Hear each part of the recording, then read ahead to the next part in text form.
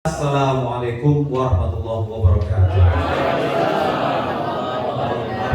Saya ada materi, tapi nampaknya materinya cukup ruwet. Kalau saya jelaskan mungkin nanti sampai sore kita baru masih di sini ya, Bapak Ibu ya. Jadi ini hanya insight aja. Boleh nanti bahan ini diambil sama kawan-kawan untuk menjadi bahan diskusi selanjutnya. Ini tentang ekosistem ekonomi dan keuangan syariah yang sekarang ini akan dibangun. Kenapa? Karena ekonomi syariah tidak akan besar tanpa ekosistem, Pak. Jadi gimana kita mau mengembangkan ekonomi syariah kalau tidak ada ekosistemnya, tidak ada kooperasinya, tidak ada usaha kecil yang berdasarkan syariah. Jadi dia harus buat ekosistem dulu. Next. Nah, ini highlight tentang jumlah perbankan syariah. Kenapa saya bicara bank? Karena ini adalah sektor ekonomi syariah yang terbesar saat ini. Dan kebetulan saya juga berkiprah di bidang ini. Ada 15 jumlah bank umum syariah dan 20 unit usaha syariah. Beserta dengan angka-angka asetnya ya. Dan kita di sini mungkin kalau fokusnya itu ada di Bank Sumut ya Bapak Ibu ya. Baik. Selanjutnya. Nah ini juga kinerja nampak rata-rata pertumbuhan di 4 tahun terakhir syariah dibanding konvensional. Pertumbuhan aset, pembiayaan dan dana pihak ketiga itu sebenarnya tinggi Bapak Ibu. Hampir malah 2 kali lipat kalau aset dari konvensional. Jadi kalau konvensional tumbuh, syariah tumbuh juga. Malah 2 kali lipat tumbuhnya. Cuma yang di sini sudah ribuan triliun, di sini masih ratusan miliar. Nah, jadi kalau tumbuh besar pun karena pengalinya kecil, ya kalau dibandingkan tetap saja nampak lebih kecil daripada konvensionalnya. Apalagi 6% dikali ribuan triliun, sedangkan 12% dikali ratusan miliar, Bapak Ibu ya. Sampai sekarang masih di 7% ya aset kita dibanding dengan konvensional. Next. Ini ada isu yang saat ini sekarang ini sedang berkembang dan gonjang-ganjing ya di Indonesia saat ini tentang perbankan syariah. Kenapa? Berdasarkan Undang-Undang Nomor 21 Tahun 2008 itu kalau bank syariah yang UUS harus spin off, pisah dari induknya, harus sapi dia. Kalau syaratnya total asetnya sudah 50% dari induk atau 15 tahun sejak diundangkan sejak tahun 2008. Dari 2023 UUS-nya Bank Sumut, UUS-nya Bank Nagari, UUS-nya Bank Riau dan lain-lain itu semua sampai Kalimantan sampai Sulawesi itu harus pisah Bapak Ibu. Ya. Tapi memisahkan itu nggak semudah kayak kita besok buat koperasi juga. Kenapa? Pertama aset perbankan syariah ini paling banter itu paling besar 2 sampai 3 triliun. Di Bank Jatim dari aset induknya 100 triliun, syariahnya cuma 3 triliun Bapak Ibu. Ya. Bank Sumut mungkin sekitar itu juga. Kita dulu waktu mau spin off yang nggak jadi jadinya konversi Bank Aceh itu cuma 2 triliun. Ya masalahnya apa Pak? Kenapa nggak spin off aja? Bayangkan ya, kita yang sudah misalkan 30 triliun terus pindah ke perusahaan yang cuma 3 triliun, 10%. Pasti beda. Karena keuntungannya pasti lebih kecil. Kalau keuntungan dan aset lebih kecil, gaji karyawan juga pasti susah bayarnya Pak. Kalau biasa kita dapat sekian, jabatan tinggi dapat gaji tinggi, kalau asetnya kecil, labanya kecil ya kecil dong. Nah, dan juga permodalan. Kalau mau buat spin off, itu berarti kan pisah kita. Itu modalnya 1,5 triliun. Nah, ada nggak yang mau store bridge 1,5 triliun untuk buat bank baru ya? Kemudian tingkat kesehatan, kita tahu bank syariah sekarang NPL-nya lagi jelek-jeleknya. Ini pembiayaan bermasalah 10%. Oke, tapi ada bank-bank ini masih sebelumnya ya. Ada BRI Syariah sebelum mereka jadi BSI itu mau spin off dulunya. Tapi ternyata Pak siapa tuh yang Menteri BUMN kita? Erick Thohir mikir-mikir kasih modal bikin bank syariah baru gabung aja. Nah, akhirnya jadilah BSI. Pintar beliau itu. Ya. Nah, next.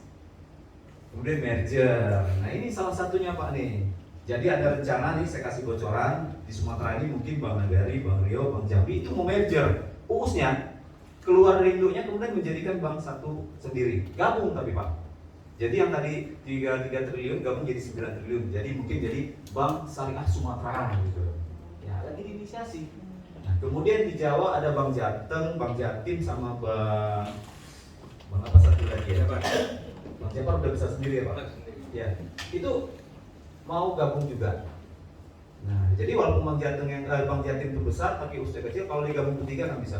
Bank Kalimantan juga gitu, Kalsel, Kalbar itu mau gabung juga jadi satu. Masalahnya apa? Masalahnya kembali lagi Pak,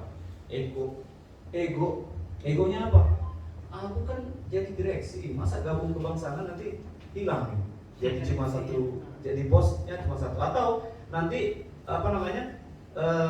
Aku di sini bosnya paling besar, masuk ke sana gabung sama yang kecil-kecil, harusnya aku yang jadi bos di situ. Enggak, aku buat bank sendiri aja. Jadi masih bimbang, malah ada yang sudah narik diri nih, nggak mau lagi gabung-gabung, biar kita buat bank sendiri aja. Nggak tahu gimana cara nyediain 1,5 triliunnya. Next, jadi kita persingkat. Konversi. Nah ini yang dilakukan oleh apa tuh? Bank Aceh, konversi Bank NPB, rencana konversi Kepri Riau, Bank Nagari, Bank Bengkulu. Ini paling murah meriah, Pak. Sebenarnya kalau bank konvensional yang punya UUS merubah dirinya jadi syariah, cuma merubah sistem operasionalnya jadi syariah. Rubah akte aja, Pak. Daftar ke OJK, kemudian siapkan infrastrukturnya. Nggak perlu tambah modal. Buat pelatihan ke karyawan, selesai. 1 tahun Bank Aceh selesai. Gak ada masalah sampai sekarang, alhamdulillah. Nah, tapi itu lagi, untuk membuat keputusan menjadi konversi kayak Bank Sumut nih, harus persetujuan DPR, rame-rame. Ya sekarang mau setuju nggak dibuat konversi? Nanti jadi bank syariah semua di Bank Sumutnya. Kitanya mau, tapi apakah semua juga mau? Next. Ya, Bang Aceh ini cerita konversi Bang Aceh ya. Bahwasanya itu adalah konversi yang pertama dan makanya sampai sekarang juga. Peran alumni gimana Pak di sini? Oke. Konversi Bang Aceh ini tentu banyak membutuhkan nasihat-nasihat dan SDM. Jadi kita ini yang dulu karyawan UUS, karena semua karyawan harus jadi mendapatkan sertifikat pendidikan syariah itu, kita jadi pemateri Pak kemana-mana. Kita yang pegawai UUS ini, yang saya dulu waktu itu dinasnya di Medan, itu dikirim ke Maluku ngajar semua. Dan untungnya kita punya ilmu itu. Ya saya yakin lah alumni hukum syariah, hukum ekonomi syariah, hukum ekonomi syariah pasti bisa, gitu ya. Next lagi Pak. Oke, nah ini survei. Ini kalau kita bandingkan suku kira-kira berhasil nggak Pak ya? Kalau di Aceh 95% percaya setuju mau konversi. Kalau di Sumut kira-kira berapa persen? 50, 60?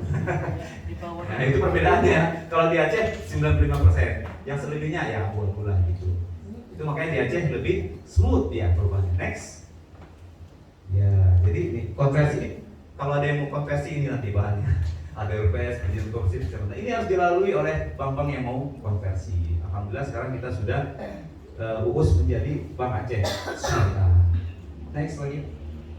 Nah ini perjalanannya Pak ya. Jadi nanti kalau mau buat penelitian juga boleh perjalanan ini bagaimana mengkonversi rencana mengkonversi Bank Sumut. Nah ini langkah-langkahnya cukup panjang, tetapi dalam setahun insya Allah bisa kelar. Apalagi kalau ada dukungan daripada pemerintah dan OJK-nya. Next lagi, percepat aja. Nah ini tentang Bank Aceh. Ya, Bank Sumut ada di sini. Nah di Sumut itu Bank Umum Syariahnya asetnya 22 triliun, di Aceh 52 1 triliun, DKI 483 triliun, Jawa Barat 70. Ya DKI besar karena dia pusat ya. Tapi Bank Sumut gak banyak Pak ya, cuma 22 ya triliun ya. Nah ini menjadi penelitian kita nanti bersama. Kenapa kalah dengan di Aceh ya? Karena Aceh mungkin sudah konversi semua. Next. Oke. Nah ini tadi yang saya ceritakan sebelumnya ya, rencana merger itu ada di Sumatera ini, ada di Jawa, ada di Kalimantan, ada Sulawesi. Next. Nah, yang paling fenomenal di Aceh apa Pak? Nah ini ekonomi sampai sekarang pembahasannya ini terus ya, pro dan kontra. Bukan pro dan kontra, biasa itu yang namanya juga suatu ketentuan pasti ada yang memujinya Pak kan? Kalau enggak kan enggak teruji dia. Nah, Konun 11 tahun 2018 tentang LKS ini lembaga keuangan syariah. Next Pak, coba lihat di sini gimana? Wah ini ada ya. Jadi Konun ini mengatakan bahwasanya semua lembaga keuangan di Aceh harus berdasarkan prinsip syariah. Batasnya kapan? Batasnya 3 tahun sejak diundangkan tahun 2019. Berarti tahun ini. Tahun ini. Jadi Bank Mandiri, BRI, BNI semua harus angkat kaki di Aceh. Bank Niaga, CMB Niaga, dan namun harus angkat kaki. Terbayang gak Pak? Tiba-tiba gini banyaknya bank di Sumut ini tiba-tiba hilang, tinggal bank syariah aja. Gak bayang, tapi di Aceh itu terjadi. Ya itu terjadi. Semua meragukan, ini kalau nggak ada Bank Mandiri gimana nanti kita mau transfer, jadi enggak. Ini ATM-nya ngantri enggak, itu dilakukan. Entah gimana OJK dan pemerintah dan masyarakat tetap kekeh untuk melaksanakan itu.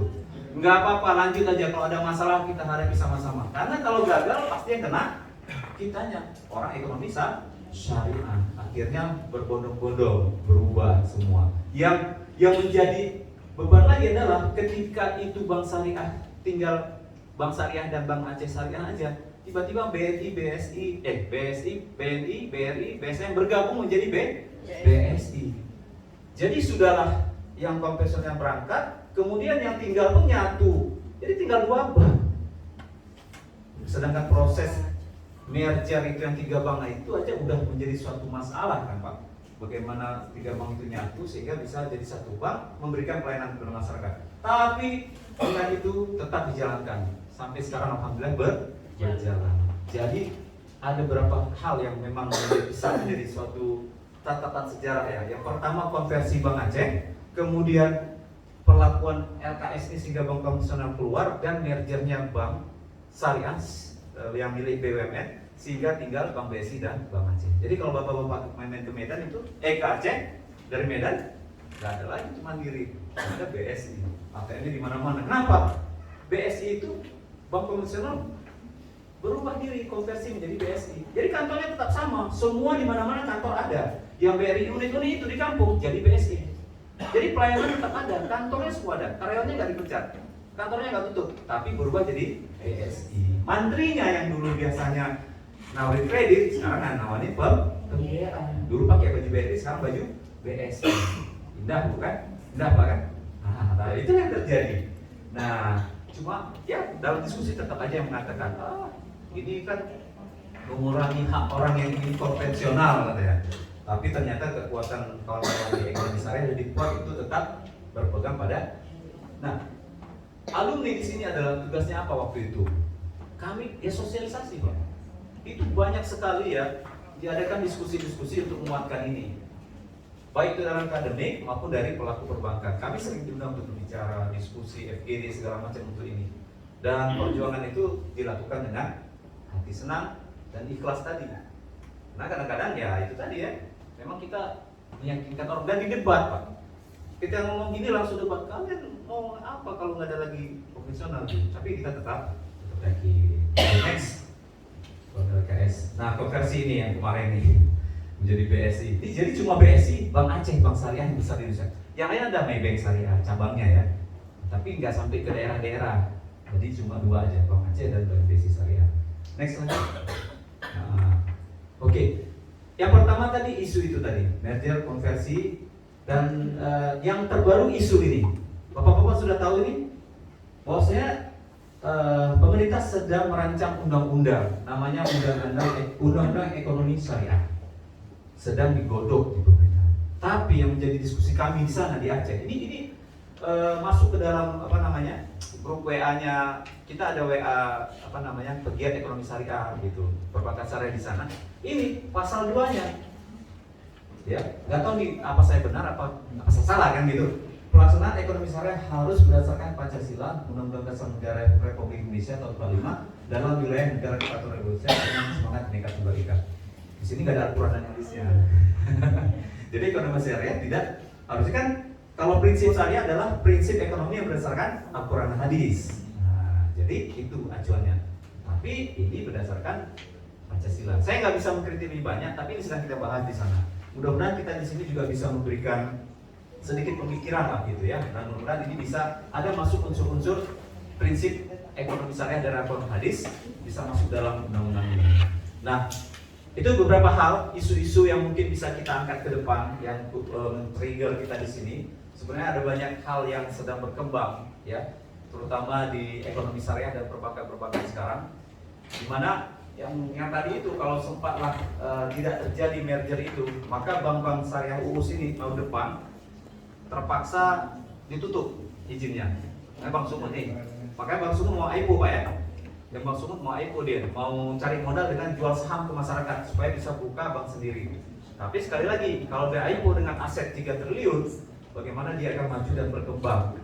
Nah, mungkin dari kita nanti bisa sumbangsi dalam bentuk ya penelitian ataupun diskusi dengan pelaku perbankan di sini ataupun dengan Bank Sumutnya langsung, untuk memberikan ide-ide gimana caranya supaya Bank Sumut Syariah ini ke depan punya solusi, apa mau spin off atau mau merger atau mau gimana supaya tidak sampai dicabut izinnya.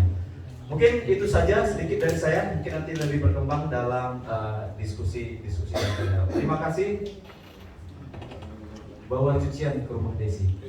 Cukup sekian dan terima kasih. Assalamualaikum warahmatullahi wabarakatuh. Terima kasih.